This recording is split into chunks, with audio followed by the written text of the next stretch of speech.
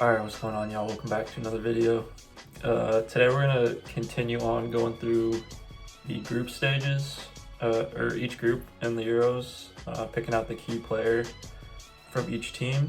So today we're going through group D, E, and F. If you guys missed the first video, we did A, B, and C. I'm going to leave a link up here, or one of these corners.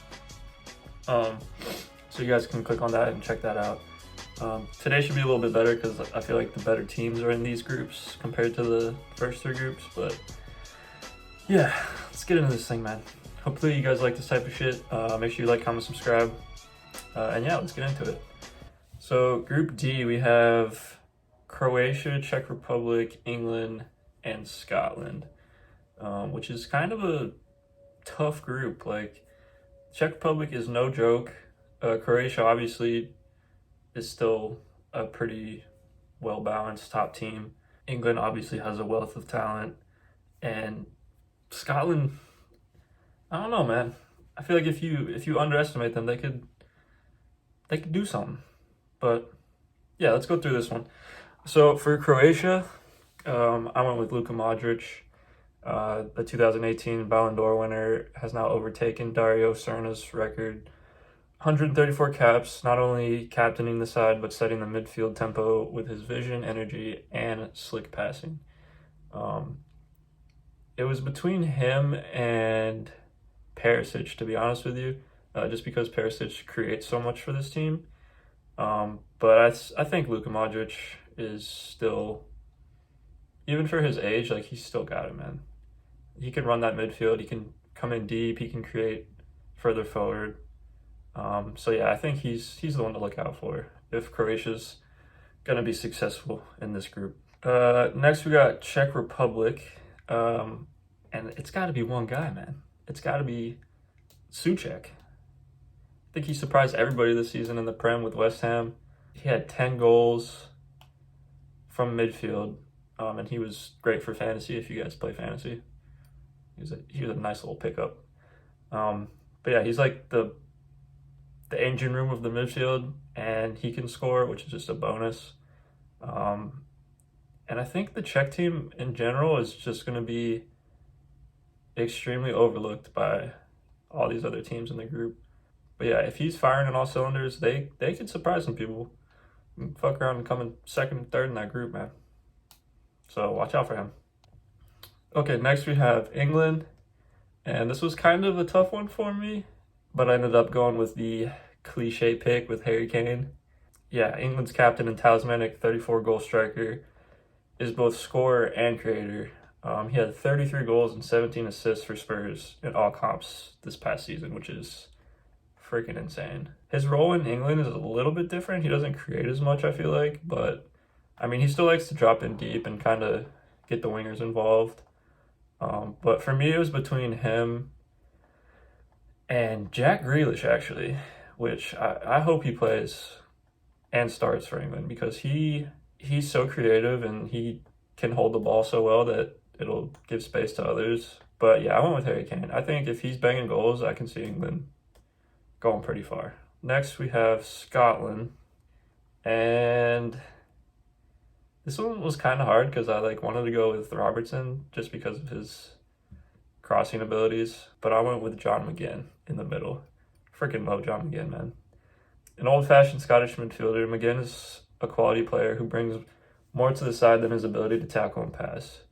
His enthusiasm and tenacity drive the team on, and the Villa man is also a threat when he gets into the opposition box, which is why I picked him. He's just like an all-around great midfielder. Like, his vision is great. He's tenacious in tackles. He can score goals. His distribution is great. So I went with him. I think if he's, up to his standards, he can really make that Scottish team tick. So if they want any chance of qualifying for the next stage, I think John McGinn has to be on his A game. All right, next group, Group E, we have Poland, Slovakia, Spain, and Sweden. Pretty average group. Like, if I had to rate this group, I would say like a B minus overall. So like all four teams are pretty good, but like I could also see them getting rolled over by teams in the higher echelon. But yeah, let's go through this. So for Poland, I went with Lewandowski. I don't think anybody else can argue with that, really. He's Poland's most capped player and all-time leading marksman. The Bayern striker remains one of the game's most lethal predators, which is facts. If he gets any sniff of a goal, it's going in.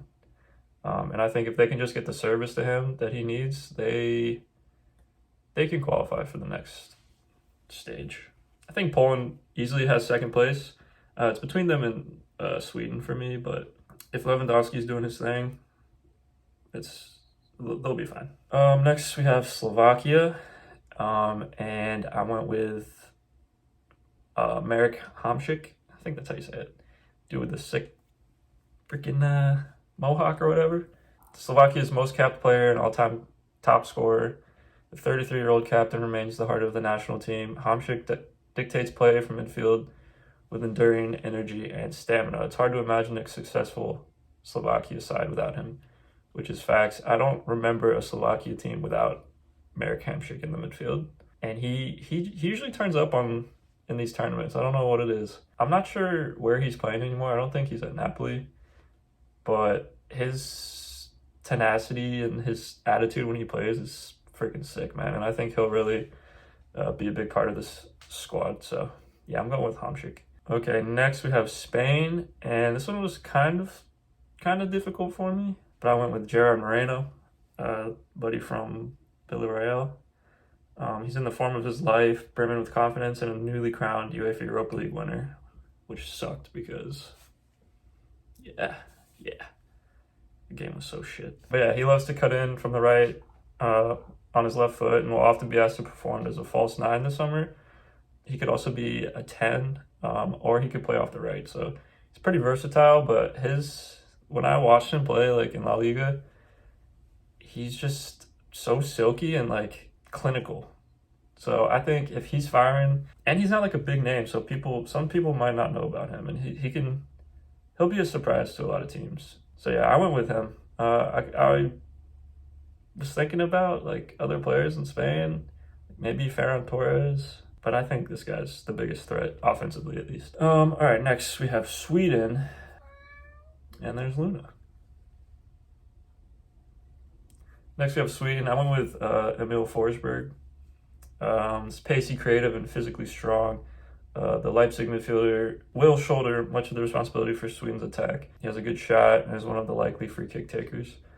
He's also pretty creative going forward. When I was watching Leipzig play, it was like him and the guy with the man bun. I can't remember his name. You guys know who I'm talking about. But yeah, they're like the creative force for Leipzig, and I think he's going to be the main guy for Sweden if they want to make it to the next round. So yeah, I went with Forsberg. All right, Group F, Group of Death. We got France, Germany, Hungary, and Portugal.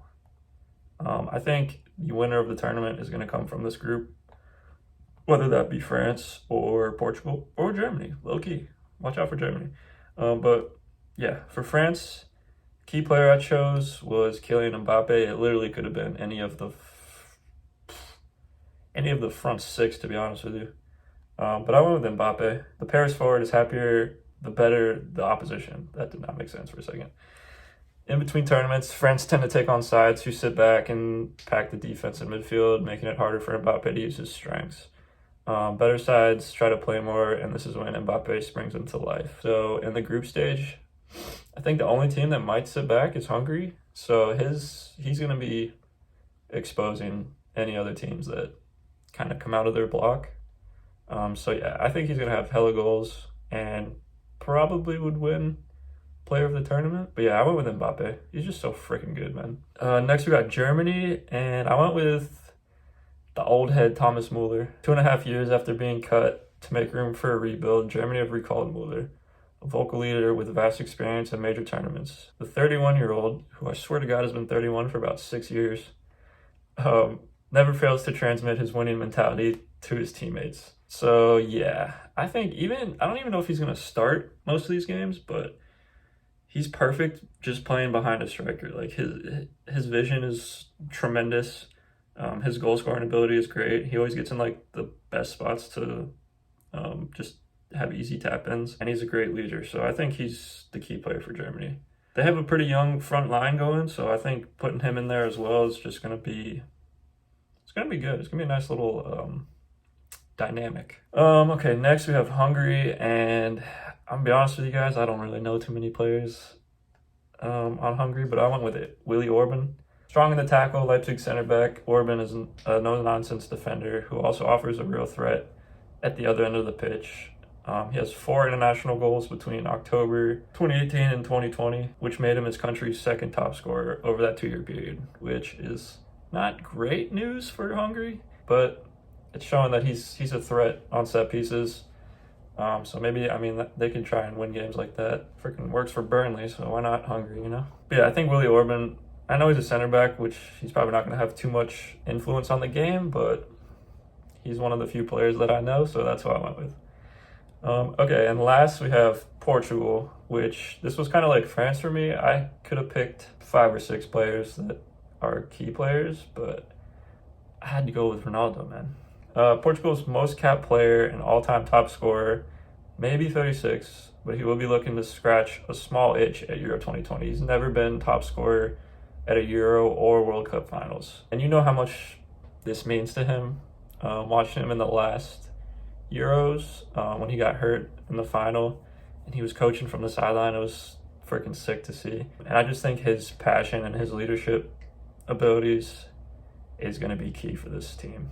And he's going to be playing up top, so it's going to be interesting to see how he kind of links up with his wingers and midfielders. But they have so much damn talent on Portugal's team, and I think he's going to be the main guy banging in the goals. So he's probably going to take pens too, so he might be a shout for player of the tournament as well. But yeah, hopefully you guys like that type of shit. Hope you enjoyed that video. I'm looking forward to the Euros so much, man. I think they start on Friday, so this will be up on Thursday. If you guys are excited, let me know in the comments. Let me know who your favorites are for the tournament and some of the sleepers that you guys think might make a nice little run. And yeah, if you guys agree or disagree with me with my key players, let me know and tell me who you think you guys think are the key players. But yeah, thank you guys for tuning in as always. Make sure you like, comment, subscribe, and I'll see you in the next one.